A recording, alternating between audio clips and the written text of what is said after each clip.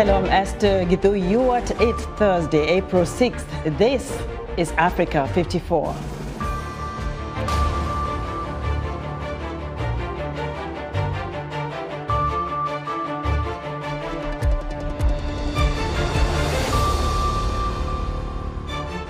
Kenya's Dadaab refugee camp gets overwhelmed by the arrival of at least 500 people daily as a result of drought and insecurity in Somalia. We'll have a detailed report. Struggle against Islamist militants raises security concerns in neighboring Ghana as illegal weapons get smuggled into the country. And a young woman in Ghana is breaking barriers and making strides in the STEM education sector. Africa 54 technology correspondent Paul Ndiho has her story. This and much more coming up on today's Africa 54.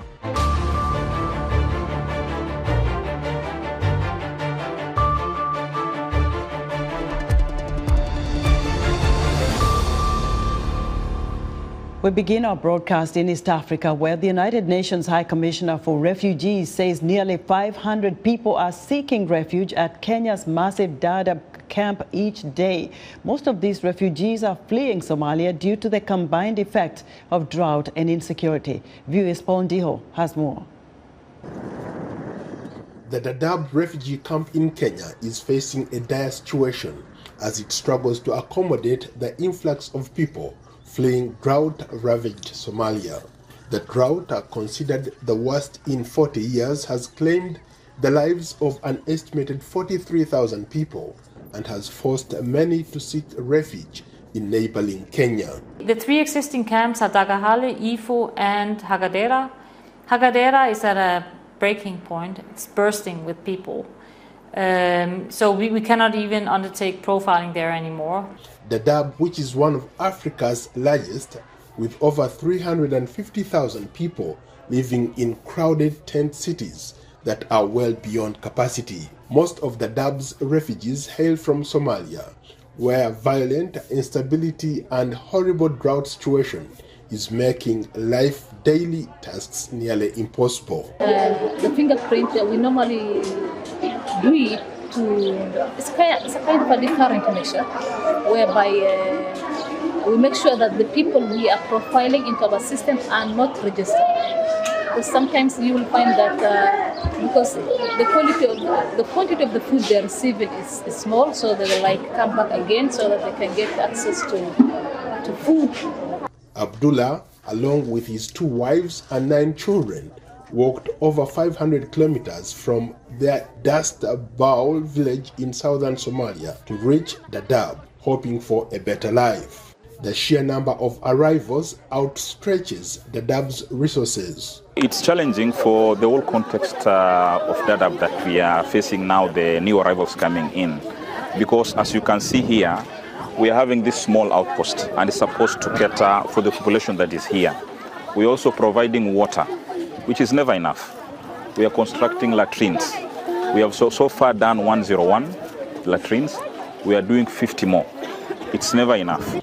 The World Health Organization warns that the drought in Somalia could result in the death of 135 people every day between January and June of this year. Despite the overwhelming challenges, Dadaab has yet to receive adequate funding to cope with the increasing arrivals. We have 130,000 new arrivals. The conditions are very dire, so those new arrivals, they either settle with friends and family in the camps or in the outskirts of the camps, randomly spontaneously settled in the outskirts. So the 130,000, I mean, we've received some funding, but not by any means, by any measure, sufficient to cover all the basic needs. Despite the bleak conditions at Dadaab, few express desire to return to Somalia. For many, hope is dwindling as people cling to the possibility of a better future in the camp. It's a race against time to prevent further tragedy in this humanitarian crisis. Paul Ndiho, VOA News, Washington. After 3 years of failed rains, the animals in the southern Ethiopian village of Kurakalicha are dying. Local government officials fear the villagers will be next to succumb to the drought. Olivia Chan has more, and we warn you that this report contains graphic images. This is the result of 3 years of almost no rainfall. Dozens of decomposing cattle carcasses on the parched earth. Animals in the southern Ethiopian village of Kurakalicha are dying, and Jilawile, a local government official, fears the villagers will be next to succumb to the drought. We have over 100 people malnourished from starvation and in a critical condition. This number includes children, elders and pregnant women. Southern Ethiopia is enduring the Horn of Africa's worst drought in decades. 5 consecutive rainy seasons have failed, and the one underway is expected to as well. No fatalities have yet been directly attributed to the drought in the region yet, but humanitarian workers say it will not be long. In neighboring Somalia, which has been hit the hardest, researchers said last month an estimated 43,000 people died because of the drought last year. Locals say the aid on offer has been insufficient and slow to arrive. Ethiopia's federal government last month issued a statement saying they were working with aid organizations to help those in need. Last year, the country received only half of the $3.34 billion required for humanitarian needs. The fallout from the 2-year war in the northern region of Tigray added pressure. Jilo Guracha, a 40-year-old mother of 7, walked 53 miles in the scorching heat to reach this camp, where she and 2 of her sons could receive food rations. She said she had to flee her village due to the harsh drought. The camp was set up a year ago in an empty field. It now hosts 53,000 people who live in small huts. That report was filed by Olivia Chan of Reuters. The United Nations Refugee Agency says more than 10 years after South Sudan split from Sudan, at least 1 million ethnic South Sudanese could be living in Sudan without either country's citizenship. Reporting from Khartoum, Henry Wilkins meets undocumented people and discovers they have problems accessing work, education and medical care. Bashir, who declined to give his family name for fear of reprisals from the state, drives a tuk-tuk or motorised rickshaw in Khartoum.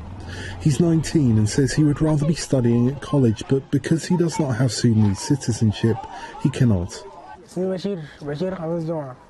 I studied up to the 3rd year of high school, but I don't have legal documents to apply to college, so I tried to get a job until I get the required documents. There is no job or future for someone who only has a high school diploma. I cannot fix this. Bashir is one of many ethnic South Sudanese who've been unable to obtain citizenship or identity documents in Sudan since 2011 when South Sudan gained independence. UNHCR says as many as 1.2 million ethnic South Sudanese in Sudan could be in similar situations. A law designed to naturalise people after the 2011 partition has never been fully ratified, creating a legal limbo for those who have no connection to South Sudan, other than being seen as ethnically South Sudanese by the Sudan government. Ibrahim Almaz Deng came from what is now South Sudan to live in Khartoum when he was a child. I'm sick, as you can see. I'm getting treated, but I'm disconnected from the outside world. Doctors advised me to travel abroad to be treated, but how? My brother submitted the papers and security approved them, the Interior Ministry too, but the presidency still hasn't accepted them. It's been 8 months now. Mahdi Madani is the president of the Southern Sudan Migrants and Returnees Organisation, an advocacy group set up to help the undocumented. The current government has done nothing because everything comes back to the law, which says references are needed to get nationality. So this is a really difficult situation for the returnees from the South. Unless an undocumented person provides the names of Sudanese citizens who can vouch they've lived in Sudan for a certain number of years, they are unable to obtain identity documents. Madani says his organisation has only been able to help around 6,000 people obtain citizenship. UNHCR says the situation is legally complex and hard to define because it comes down to which country people feel an emotional connection to. They told VOA that many of the undocumented have been offered refugee status in Sudan, but have refused it because it comes with stigma and does not allow them to work. The UNHCR representative for Sudan, Axel Biscop, says the solution should be about how the undocumented can be more included in the society as such, in order for the state of Sudan to actually also benefit from this large amount of people who are yet to be defined if they are Sudanese or not. He added that one solution could be a free movement of labour agreement in East Africa, as exists within West Africa's political bloc, ECOWAS. But that could take years, and for people like Bechir, it may be too late to fulfil his ambitions at college. Henry Wilkins for VOA News, Khartoum, Sudan. Security forces in Cameroon are searching for at least 25 villagers that gunmen abducted along its border with Nigeria. Locals are calling on the government to stop armed gangs from operating on both sides of the border. Cameroon officials say unidentified gunmen abducted the villagers during daily attacks and looting this week in Akko district on Cameroon's western border with Nigeria. Akko's mayor says the unidentified gunmen operate on both sides of the porous Cameroon-Nigeria border. Cameroon's military says it has deployed troops along the border with Nigeria to rescue those abducted and stop the gunmen. Burkina Faso's struggle against Islamist militants is raising security concerns in neighboring Ghana. Observers say illegal weapons are being smuggled into Ghana through the porous border. Senanu Todd reports from Paga, Ghana. Paga, a Ghanaian community along the Ghana-Burkina Faso border, is closely linked economically to its Burkinabe neighbor, Dakola. Cross-border trade has been facilitated by ECOWAS trade agreements for West African states. But communities in Ghana are concerned that weapons from Burkina Faso, which is battling Islamic militants, are being smuggled into Ghana, creating a security threat. Awal Ahmed Kariama is the Executive Director of Rural Initiatives for Self-Empowerment, a human rights non-profit operating along the borders. There is a dedicated route that we know that this is where people pass. But beyond that, there are unapproved routes where, and you know that typical of border towns, smuggling generally is the bane of most border towns. Analysts say Ghana's security is at risk. Northern Ghana is very vulnerable. A bigger feature in terms of vulnerability is the existence of unresolved conflicts along chieftaincy lines, along ethnic lines, and marginalization along ethnic lines. These things make Northern Ghana very, very vulnerable for extremist or terrorist exploitation. Ghana's army has assured citizens that it has the resources to thwart any possible insurgency. Military officials say through a joint security cooperation project called the Accra Initiative, they exchange intelligence with Burkina Faso on potential threats. We cooperate a lot. There's always exchange of information, exchange of intelligence and all that along the borders, not just among the military, among the customs, among the immigration, among the police. Ghana, Burkina Faso, and more than 24 other countries recently took part in 2 weeks of anti-terrorism combat training as part of the U.S. Special Operations Command Africa program called Flintlock 2023. Unlike its neighbors, Ghana has enjoyed relative stability and hopes the program enhances its preparedness against terrorism. Scenarios that are chosen for Flintlock mimic what has happened in the various countries, the modus operandi of the terrorists. So these are the scenarios that have been designed to train our troops on. Ghana's authorities say they will continue to engage locals in intelligence sharing and counter-terrorism. Sana Nutot for VOA News, Daboya, Ghana. We're excited to hear what you think about Africa 54 and all our VOA Africa programs on our website at voaafrica.com. Still to come, Finland joins NATO. We'll have a report from Brussels.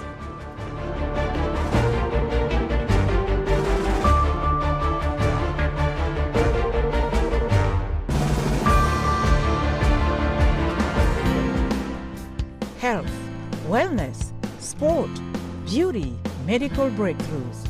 Healthy Living cares about your well-being. What are the main health concerns in Africa and around the world? Find out the latest on coronavirus. Connect with our experts and ask them questions. How long does the virus stay? Join me, Linor Moudou, in Washington every week on Healthy Living, right here on VOA.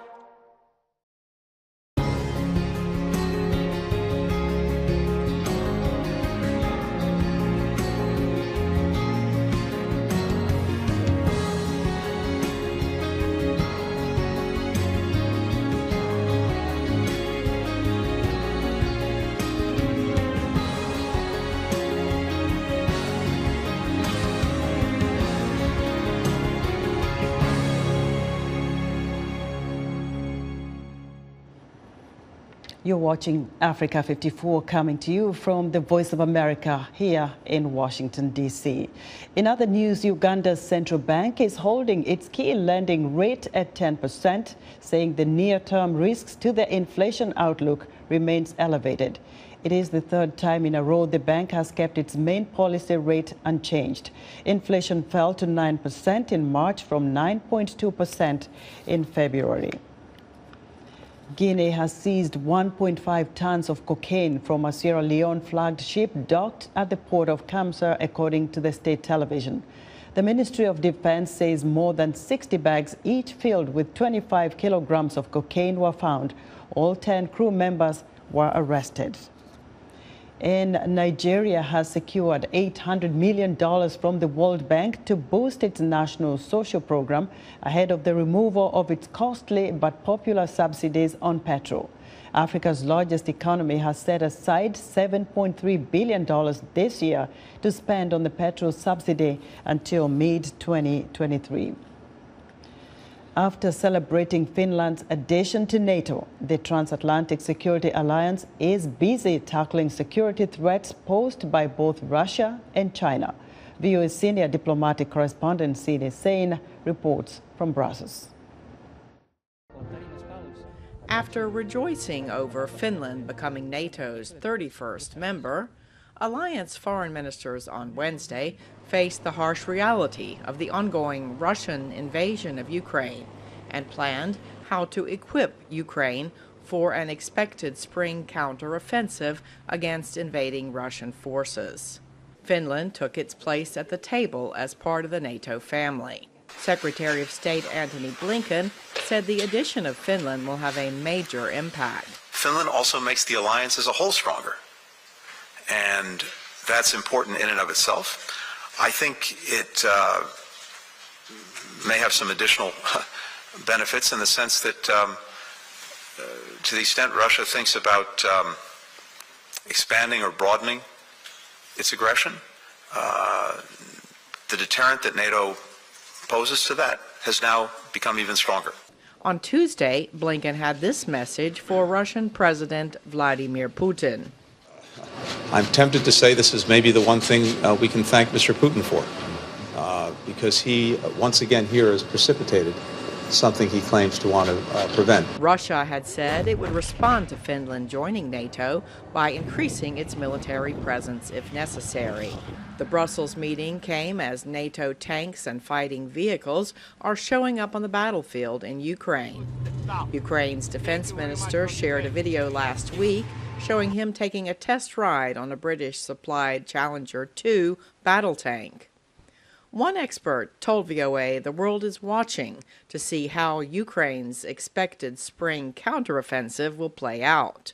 So whether it's the United States, whether it's Russia, whether it's Ukraine, whether it's China, whether it's Europe, whether it's the world's democracies and non-democracies, I think everybody's holding their breath at the moment. And there's just not much that's going to happen diplomatically until we see how far this counteroffensive goes. The battle for Bakhmut continues to rage in Ukraine, and most of the city's 70,000 people have fled. Another analyst told VOA that Bakhmut is still the focus for Kyiv. The Ukrainians are really focused on stabilizing the situation around Bakhmut, while at the same time tying down as many Russian forces there as possible, while also at the same time ramping up the training and the equipment of the Abrams, of the Challengers, of the Strykers, of the Bradleys, of the Leopards. So when the conditions are right, when the battlefield has been prepped, as they like to say, and as the mud starts to dry up, then I think we'll see the Ukrainians make some big moves on the battlefield. Blinken and the other NATO leaders said that Russia had failed to demoralize Ukrainians or the alliance that is supporting them during the winter, as Putin had planned. Cindy Sain, VOA News, Brussels. A young Ghanaian woman is breaking barriers and making strides in the STEM education sector. Her unwavering commitment to training the next generation of innovators is admirable. Africa 54 tech reporter Paul Ndiho spoke to Karen Osei-Mensah about innovation education. Welcome to Africa 54. Thank you, Paul. I'm very grateful for having me here today. You come highly recommended by some of your colleagues. They said that you are on the cutting edge of impacting a lot of young people by way of teaching them skills through robotics, machine learning, and everything about tech. Bring us up to speed. At the Makers Place, I serve as a STEAM lead facilitator, where I facilitate in robotics, 3D printing and modeling, programming, AI, tiny ML to our young ones and ladies in the field. And these young kids come to you, what is it that they are looking for? The young ladies, what skills are they looking to learn from Maker's Place? Okay, so when they come, they are enthused about what they want to do in their programming field. Learn how to program, to animate, build their own apps and websites, learn how to build their own projects using the electronic components we have available for them. Aside the hard skills, they look how to gain some soft skills like how to communicate with their team members, how to collaborate, how to think and brainstorm through problems that has been given to them to solve a specific solution. You tend to focus a lot on children, young kids who are interested in tech and innovation. You talk to young ladies who are also taking up STEM classes, who are trying to learn a few things. What have you learned by doing this, or by encouraging these young people to do what you do? At Makers Place, we believe that we have to skill the future workforce today for tomorrow. Because after school, I've been an example. I was fortunate to be with Makers Place because I met them way back during my undergraduate studies. But then when you meet some of my mates, they are still home. They've not gotten a job. When you have the skills that you need, and when you come out of school, you don't need to be looking for a job. Rather, you can become a job creator, right? So you're able to create jobs for others. You're also able to, make some changes out there instead of running around chasing, send an application and all that. You are able to create something for yourself. So if you are skilled at a younger or at a tender age, you grow up with it. Even if you don't want to be in the STEM field, whatever choice of career that you pick, you are able to incorporate or leverage on the technology that was made access to you at your younger age to strive in your current field that you are in. For me, technology has really helped. The STEM field has really helped. A lot has been open to us, and my kids are learning a lot out of all of these things. I like the idea of creating jobs, empowering other young people. When you talk about jobs, what kind of opportunities are there? Technology is evolving. As the year passes by, things keeps on changing, and aside the normal careers, being a computer engineer, becoming a software engineer, building apps, being an app creator, just a few to mention, you can incorporate whatever you are learning into whatever career you choose. Suppose you decide not to go use this path. So, for example, if you become a doctor and you have a basic idea of what you to do now, we have robots performing surgeries and all of that. If you have this tech skills, you know you are on your level, you're on your game, right? Because it's not all about the medical stuff that you learn that you are used to, but then you have an idea about all these tech things, you know where the world is moving, to the direction they are taking.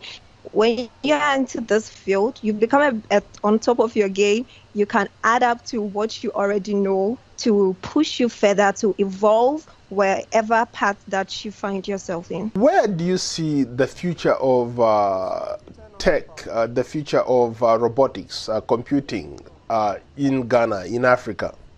At the moment, we have people who are into this field. It wasn't that common, but now people are getting into it. So I think in the future, there would be a lot of exposure, and our young ones would have a lot to show for it. Karen, thank you so much for your time. Thank you too, Paul, for having me. I'm very grateful. Africa 54's technology correspondent Paul Ndiho speaking there to Karen Mensah, team lead at the Maker's Place in Accra, Ghana. And that's our show for today. Be sure to watch Africa 54 on our website at voaafrica.com. From all of us here in Washington, thanks for watching.